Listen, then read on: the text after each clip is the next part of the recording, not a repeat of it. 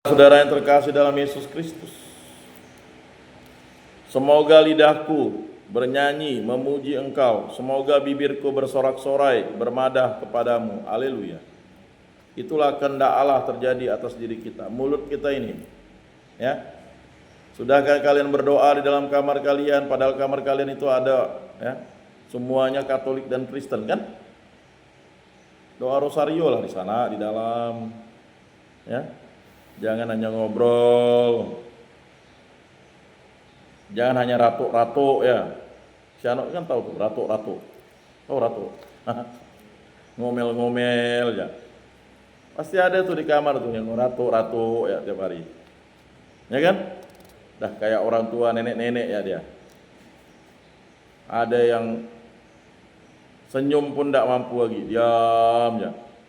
Makan, udah ndak. Kayak tidak hidup. Ada yang ketawa terus, mulai stres.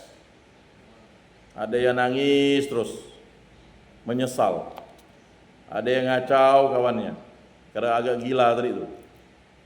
Ada yang buang air terus, mencret-mencret, stres. Ya kan? Ada yang tidak bersyukur, sakit terus katanya. Bangun sakit, minta picit. Tolong.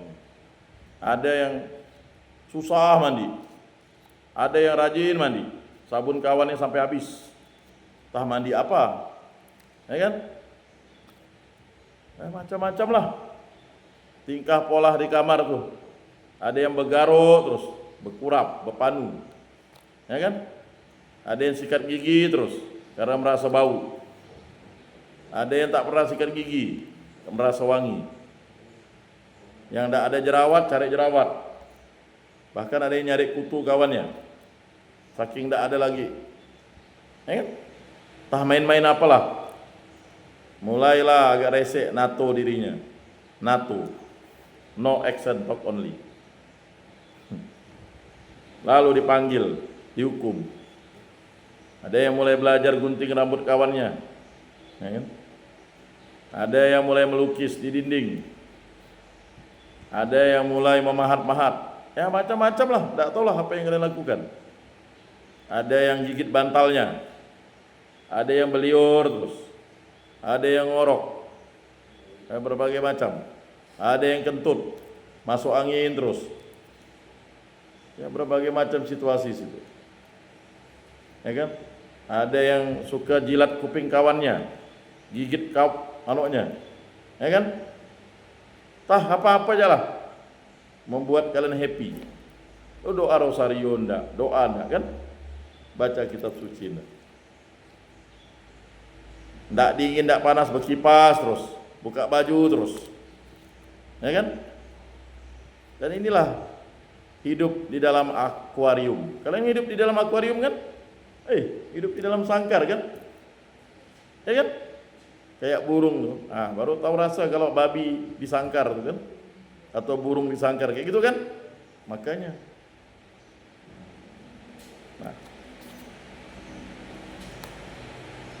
Nah, dalam bacaan pertama apa yang dikatakan Rasul Paulus? Ya. Jadi sebelum menjadi Paulus namanya Saulus dalam kisah para rasul ini. Jadi dia memerintahkan orang untuk membunuh Stefanus, murid Yesus. Ya. Jadi setelah Stefanus dibunuh, mulailah penganiayaan yang hebat terhadap jemaat di Yerusalem. Jemaat jalan Tuhan. Ya, pengikut Kristus. Ya. Jadi dianiaya karena kepercayaan iman akan Yesus Kristus. Ya, lanjut. Jadi mereka semua kecuali rasul-rasul tersebar ke seluruh daerah Yudea dan Samaria. Jadi ada yang di Yudea, ada yang di Samaria. Ya, mereka itu di daerah-daerah itu. Tetapi mereka dikejar-kejar, ya, karena mereka menjadi pengikut Kristus. Dikejar-kejar supaya dibungkam mulut mereka untuk tidak mewartakan Yesus yang bangkit. Ya, dicari mereka, baik oleh tentara Romawi, oleh para imam, hamba bait Allah, orang-orang Yahudi, semua mencari mereka untuk membungkam mereka supaya mereka tidak mewartakan Yesus yang bangkit. Tetapi tidak bisa. Ya. Karena Yesus adalah jalan, kebenaran dan hidup, itu tidak bisa dibungkam. Karena kebenaran itu pasti akan tersingkap. Jalan itu pasti akan terbuka. Hidup itu berasal dari Kristus. Nah, jadi darah Stefanus itu ya menjadi darah kemartiran, martir pertama. Ya. Di mana kesaksian akan Stefanus itu menjadi suatu tanda rahmat. Bahkan Stefanus mencontoh Yesus. Tuhan, ampunilah dosa-dosa mereka karena mereka tidak tahu apa yang mereka lakukan. Luar biasa. Itulah kasih Kristus, kerendahan hati, pelayanan. Ya. Jadi orang-orang telah menguburkan Stefanus dan meratapinya dengan sangat. Tetapi Saulus yang masih bengis, berusaha membinasakan jemaat itu. Jadi tidak puas. Jadi setelah Stefanus mati masih tidak puas Saulus. Yaitu tadi, darah orang yang benar itu berteriak-teriak. Dan teriakan itu membuat orang yang melakukan atau yang merencanakan pembunuhan menjadi tidak puas.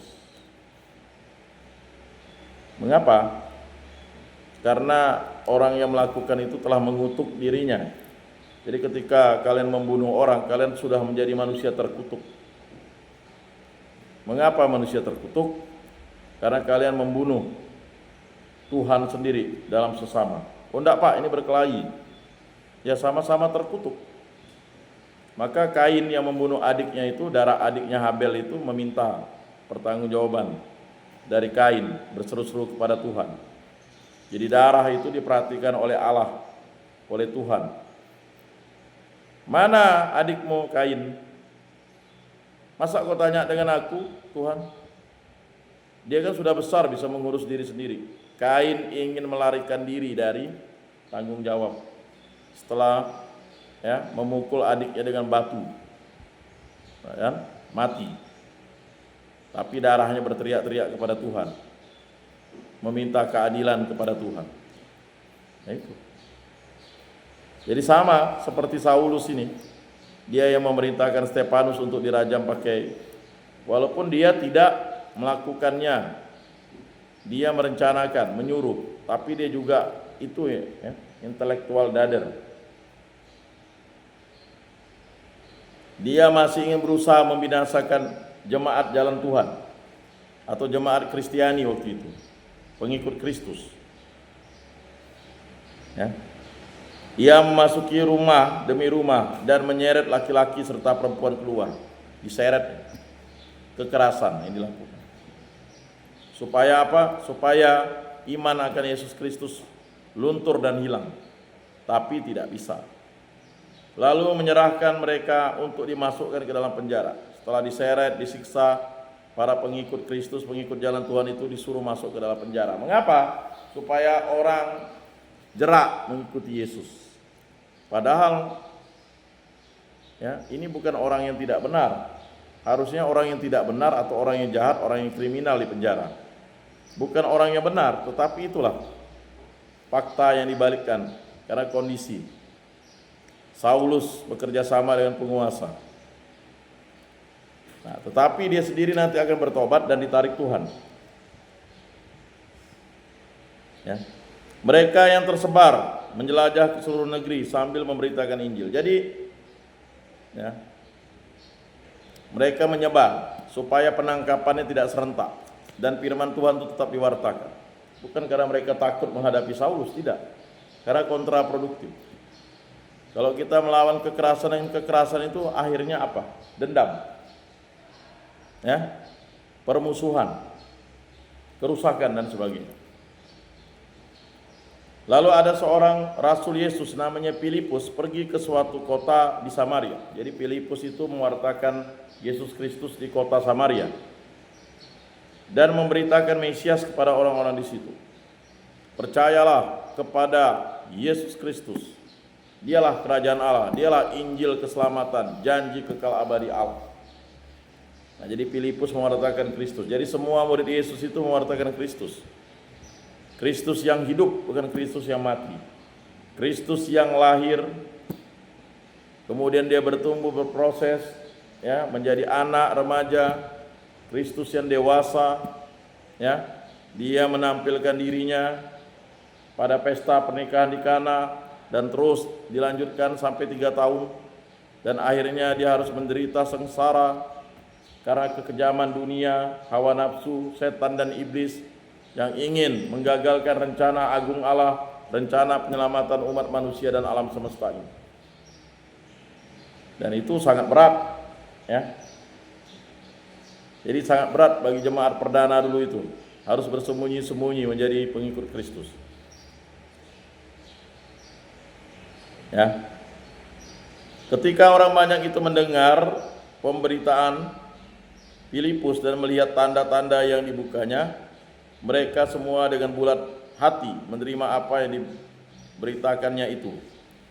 Jadi ketika Filipus, ya, salah satu murid dari 12 murid yang dipilih Yesus, yang tahu kehidupan Yesus, yang tahu, ya, firman dan sabda Yesus, mewartakan Yesus kepada mereka yang belum mengetahui Yesus.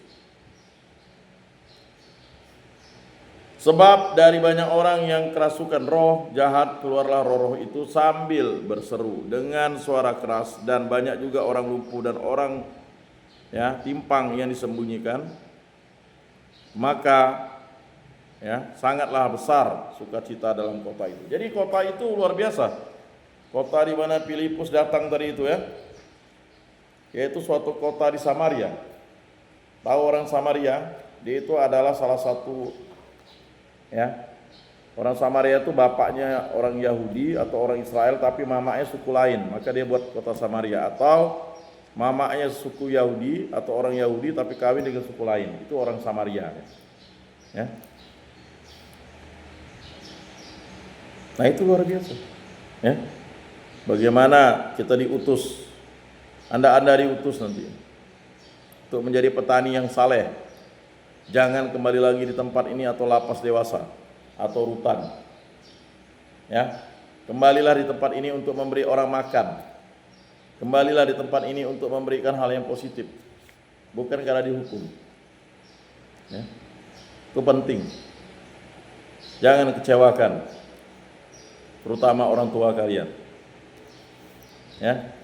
Ingat, jadi petani itu butuh belajar. Siapa bilang petani tidak belajar? Maka saya heran orang muda di kampung-kampung kita kok tidak mau jadi petani gitu. Padahal jadi petani itu bisa sejahtera. Malah mau jadi kriminal, mabuk-mabukan, ya, percabulan, pesta pora, ya, ajojing ria. Kalau udah ada band itu di jalan penuh. Tapi coba ke gereja, tidak penuh. Jadi untuk dunia kalian penuh, tetapi untuk gereja kalian tidak penuh. Wah, itu bisa binasa.